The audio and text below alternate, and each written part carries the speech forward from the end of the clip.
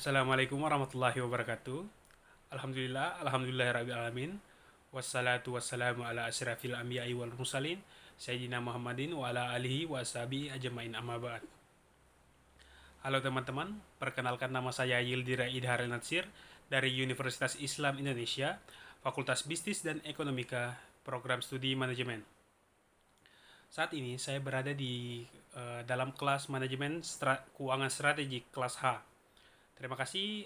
Yang pertama-tama saya ucapkan banyak-banyak terima kasih kepada Ibu Katia selaku dosen saya dalam kelas Manajemen Keuangan Strategik yang telah mempersilahkan saya untuk menjelaskan materi yang telah kita pelajari dari pertemuan 8 hingga pada pertemuan terakhir.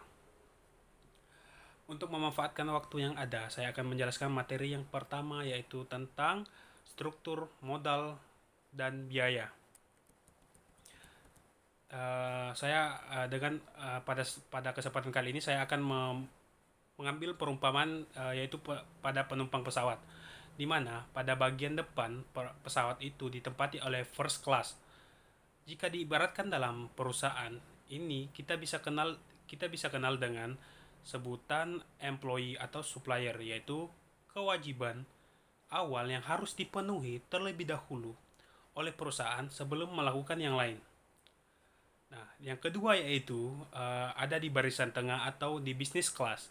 Jika di dalam perusahaan ini biasa kita kenal dengan sebutan interest, yaitu debt holder yang meminjamkan atau mengutangkan kepada perusahaan, di mana perusahaan tersebut itu wajib menjalankan kewajibannya yaitu membayar utang.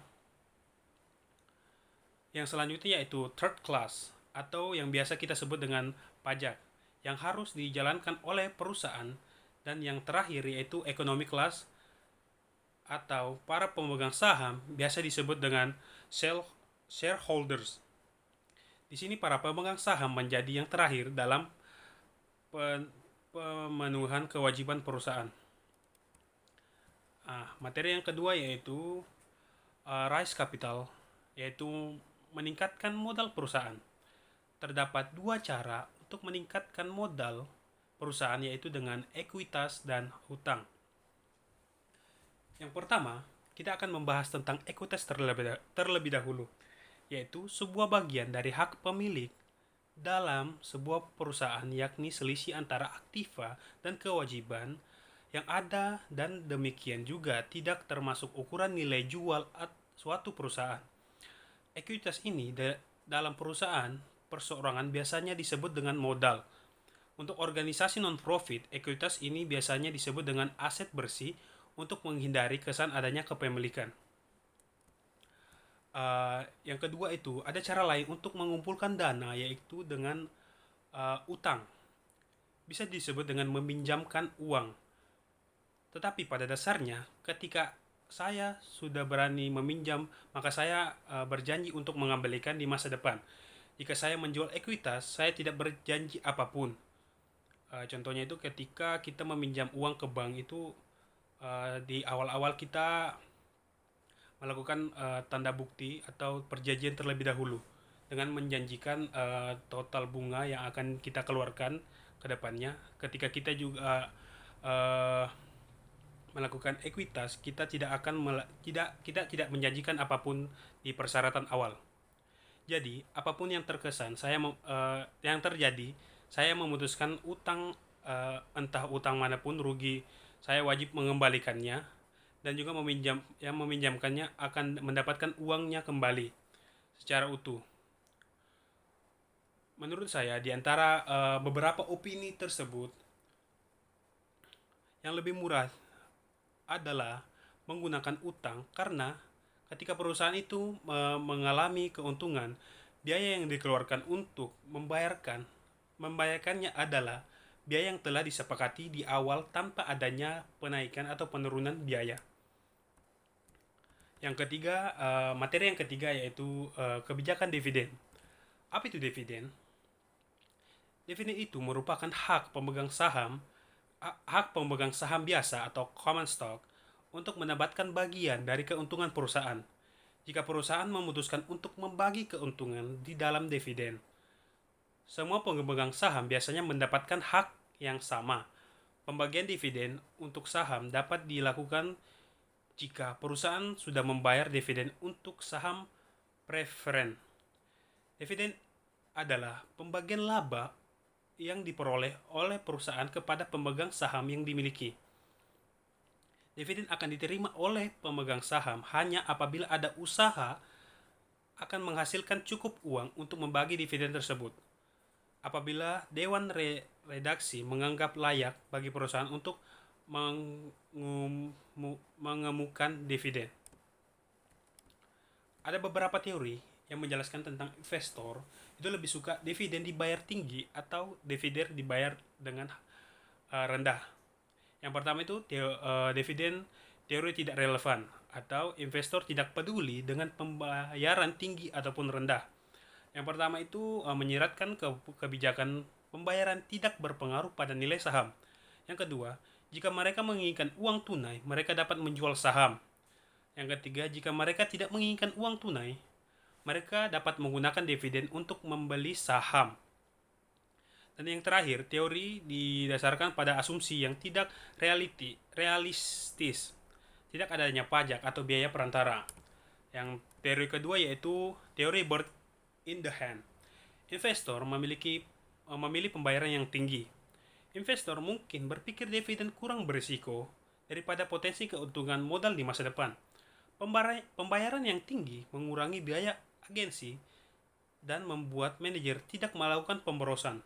Oleh karena itu, investor akan menghargai keputusan pembayaran yang lebih tinggi dan membutuhkan pengembalian yang lebih rendah untuk mendorong mereka membeli sahamnya. Berikutnya yaitu teori tax effect atau investor memilih pembayaran yang rendah. Pembayaran yang rendah berarti keuntungan modal yang lebih tinggi. Yang kedua yaitu pajak capital gain ditangguhkan kepada sampai terrealistis sehingga dikenakan pajak pada tingkat efektif yang rendah daripada dividen. Hal ini menyebabkan investor memerlukan pengembalian sebelum pajaknya lebih tinggi untuk mendorong mereka membeli saham yang dengan pembayaran yang tinggi yang akan menghasilkan harga saham yang lebih rendah. Dan yang terakhir yaitu teori signaling. Yang pertama, investor memandang perubahan dividen sebagai sinyal pandang manajemen tentang masa depan. Yang kedua, manajer benci akan memotong dividen jika tidak akan menaikkan dividen kecuali mereka berpikir kenaikan itu berkelanjutan. Yang terakhir yaitu oleh karena itu kenaikan harga saham pada saat kenaikan dividen dapat mencerminkan ekspektasi yang lebih tinggi pada EPS di masa depan, bukan keinginan untuk dividen. Dividen itu bersifat sticky. Manajer berusaha mempertahankan dividen per lembar saham yang dibayarkan tetap stabil. Manajemen tidak akan mengambil risiko menaikkan atau menurunkan dividen sebagai respon terhadap kenaikan atau penurunnya profit kas dan kas perusahaan bersifat sementara sehingga tidak ada pengaruh antara kas perusahaan dividen payout ratio perusahaan. Apa itu pengembalian kembali saham?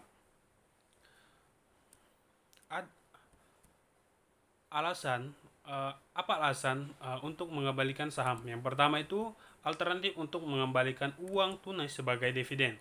Yang kedua, untuk membuang uang tunai satu kali dari penjualan aset. Yang ketiga, untuk mengubah struktur modal. Yang terakhir, untuk digunakan saat karyawan menggunakan opsi saham. Keuntungan dari pembelian kembali yaitu yang pertama, pemegang saham dapat memilih untuk menjual atau tidak, membantu menghindari penetapan dividen tinggi yang tidak dapat dipertahankan. Pendapatan yang diterima adalah capital gain daripada dividen dengan pajak yang lebih tinggi. Pemegang saham dapat mengambil sebagai sinyal positif terhadap saham yang under value. Kekurangannya yaitu dapat dilihat sebagai sinyal negatif. Perusahaan memilih peluang investasi yang buruk. IRS dapat mengenakan penalti jika pembelian kembali terutama untuk menghindari pajak atas dividen. Nah, materi yang keempat yaitu capital market dan IPO proses. Istilah initial public offering atau go public akhir-akhir ini menjadi hal yang sering sekali didengar.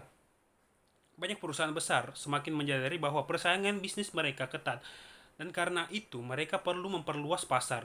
Tetapi seringkali perusahaan dihadapkan pada masalah kekurangan modal serta manajemen yang lemah dari perusahaan. Untuk memecahkan masalah yang dihadapi, go public merupakan jalan keluar, yaitu dengan melakukan penawaran saham perdana kepada publik atau initial public offering atau IPO.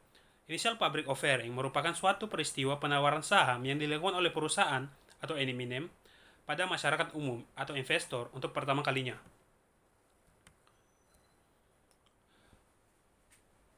Apa perbedaan antara private place dan IPO?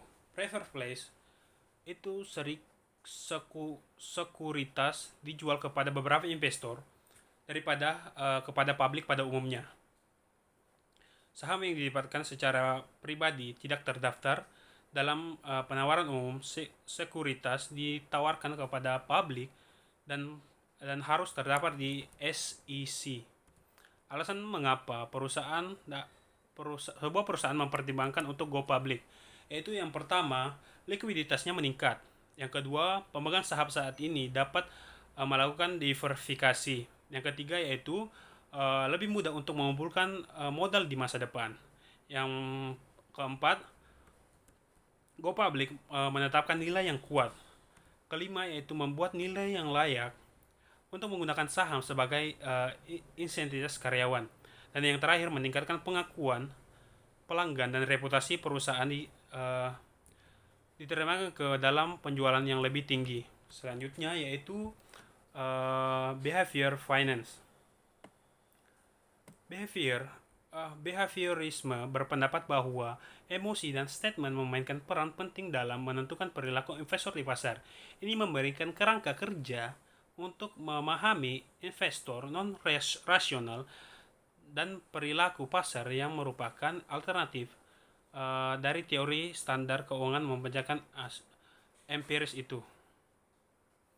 Manusia dapat menjadi bias dalam mengambil keputusan karena kekurangan pengetahuan terhadap suatu hal yang akan diputuskan, dan keputusan seseorang dapat menguntungkan dengan opsi pilihan yang ada sehingga cenderung menjadi alternatif pilihan. Cara untuk menghindari terjadinya bias adalah dengan kita membiasakan menelaah suatu informasi dan adanya sebelum memutuskan, dan untuk selalu berpikiran jernih sebelum mengambil keputusan dan jangan tergesa-gesa saat mengambil keputusan. Itulah tadi yang sempat saya jelaskan pada kesempatan kali ini. Kurang lebihnya mohon dimaafkan. Wabillahi taufiq wal hidayah. Wassalamualaikum warahmatullahi wabarakatuh.